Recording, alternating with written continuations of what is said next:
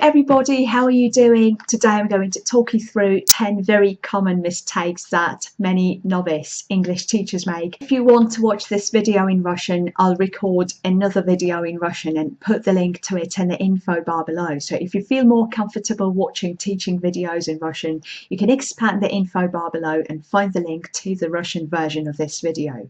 I've made quite a few of those mistakes when I was in the beginnings of my teaching career, but later on I realised how unproductive those mistakes were and how badly they affected my students' performance later on in their life when they went on and started using their English. Here comes mistake number 1, demonstrating your own level of English as if you were showing off in a very sophisticated way.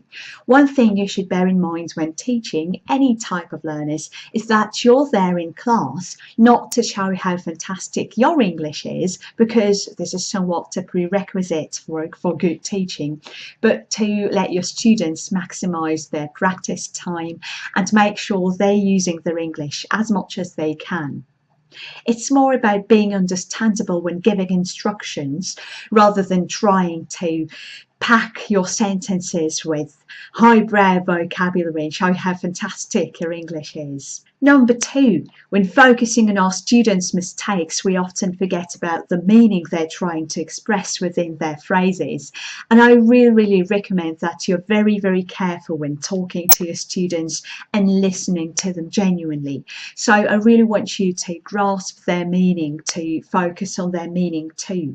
And although when teaching, our job is partially to direct our students in the right way and pick on their mistakes in a nice way, right? So showing them which things could have been said in a better way, I still want to encourage you to listen to your students more in a meaningful way and build meaningful relationships with your students.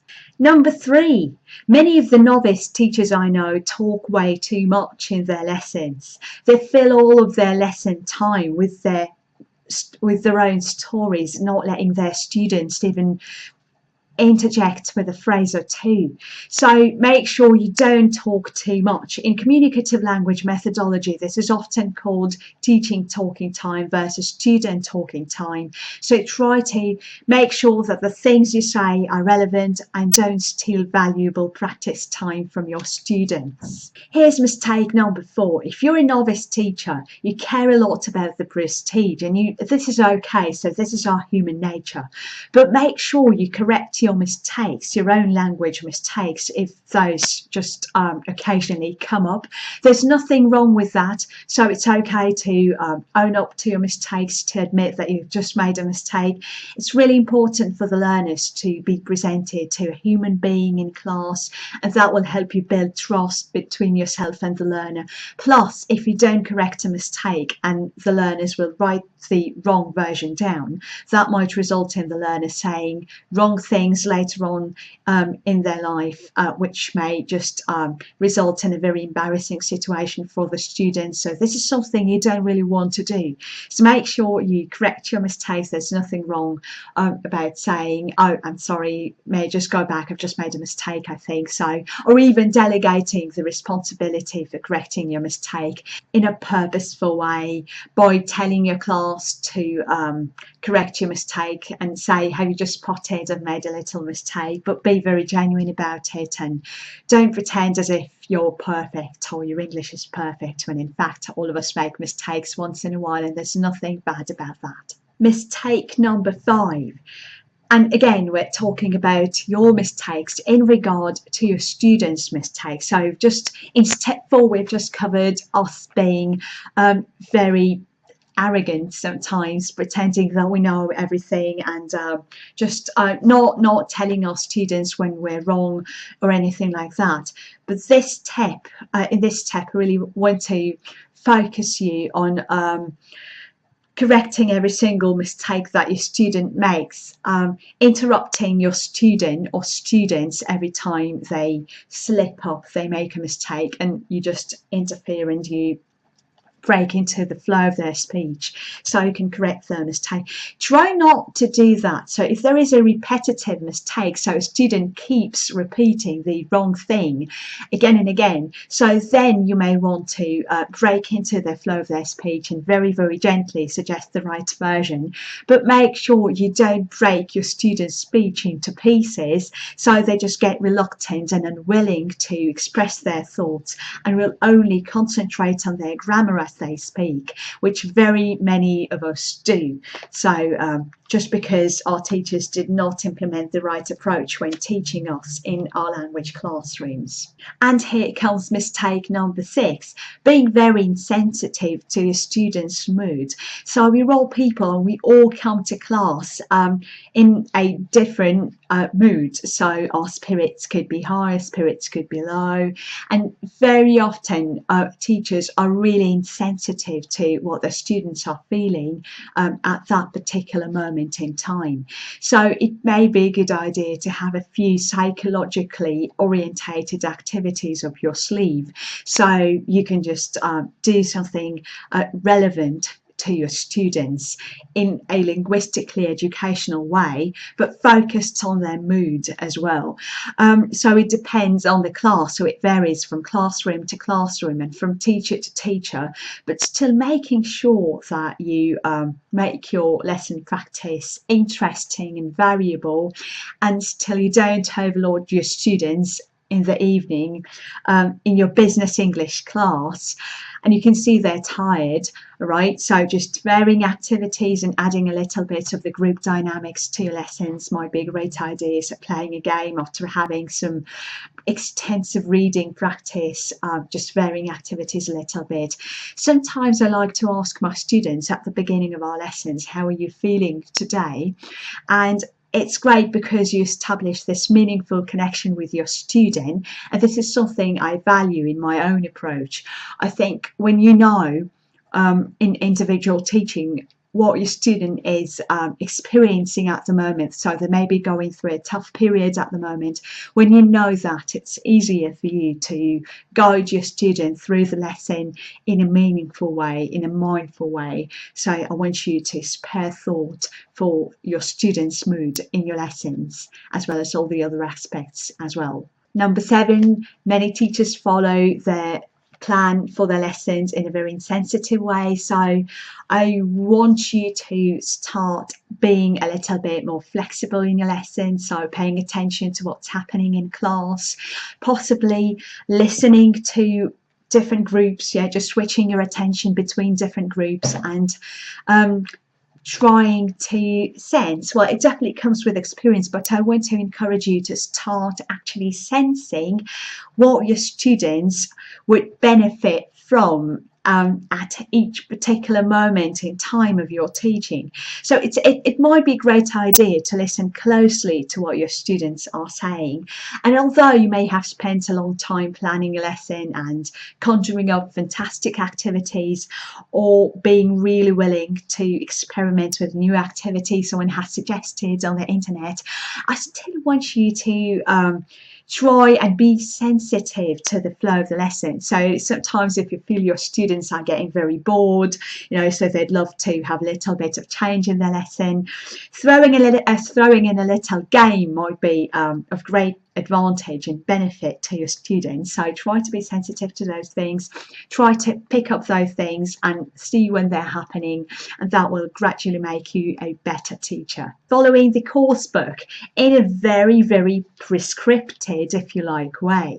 So we're presented with a number of materials in our course book, but nowadays students are getting really picky in terms of the language method because of the number of the tutorials on YouTube. So we all want to have enthusiastic and encouraging teachers who are very creative, who want to change the pace of their lessons once in a while.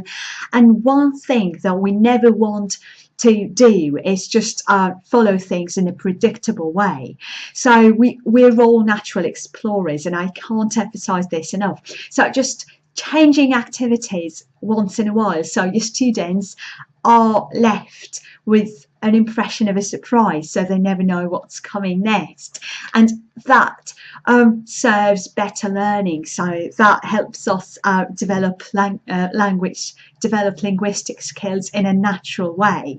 So we explore things. Sometimes teachers let us explore things for ourselves. Try to step back from your coursebook activities once in a while and bring a new activity to your classroom, which will make your students excited and willing to learn more.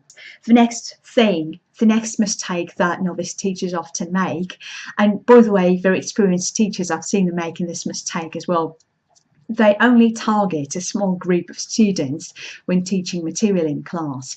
And because we're very often left with mixed ability classes, sometimes we just have to either spend a long time trying to design an activity that would suit everybody in class, or just create different activities for different level groups, so we can just do our lessons, give our lessons to different groups of students. But something that many teachers do when they're faced with a multi-ability class is just target the stronger students, and then the weaker students will be left out, or the other way around, just targeting weaker students and teaching the material that the stronger learners might find unchallenging, and therefore they will just be bored throughout each lesson. So if you feel that you've encountered a multi-ability class, you might want to go online, to go to Google or YouTube and type in teaching mixed ability classes. It's really important to include everybody. There is such a thing as inclusive teaching, so making sure no one is excluded, so everyone is equally participating and learning. One thing you want to do is design the activities that depend on the learners' levels. So just you don't restrict the language that your learners might produce. So everybody produces their own language depending on their linguistic ability, on their English fluency. So this is something you want to do if you have a mixed ability class. Never ignore a group of students just because they don't fit in your lesson plan. Everybody fits in, so teaching should be inclusive, I reckon. Last but not least, we're all people, so we tend to naturally gravitate towards certain students in our class, and we could very easily fall into the trap of just singling out our teachers' pets, if you like, our favourite students. So, and very often we tend to focus on those favourite students at the expense of other learners, and by that behaviour I believe we act as a teacher bully, if you like, if that's not too strong a word. Very often we exclude our students, not because they don't have the right level of English, they might be a single or a next to single ability class, but you're excluding other learners just because you naturally gravitate towards certain people. You find certain learners to be more charismatic than the others, and that results in certain learners feeling a little bit down, right? Feeling as if they're not good enough and building up on their imposter syndrome. This is a psychological term that means that a person thinks, oh, I'm not good enough. Women are very susceptible to that type of syndrome, by the way. So I want you to make sure that you're teaching every student equally, and you're making and taking as much effort to teach every single student as the other one in your class. Okay, so those were 10 mistakes that novice English teachers very often make. I hope that they will help you reflect on your own teaching and think what you can do better to teach everyone in a productive and a very, very efficient way. I'd also really like to inspire you guys to think of your own teaching experience. Well, if you're an experienced teacher, so you may want to think back to the years when you were just in the modest beginnings with your teaching, and share with us all what mistakes you think you have made in your teaching career, or what things you have noticed, what mistakes, what incompetencies other teachers may have made in their careers that you have observed and you don't think were great for the learners. So make sure you share all of those in the chat with us below and share your experiences with us. It's always interesting to read about other people's teaching experiences, and I really hope to talk to you very, very soon.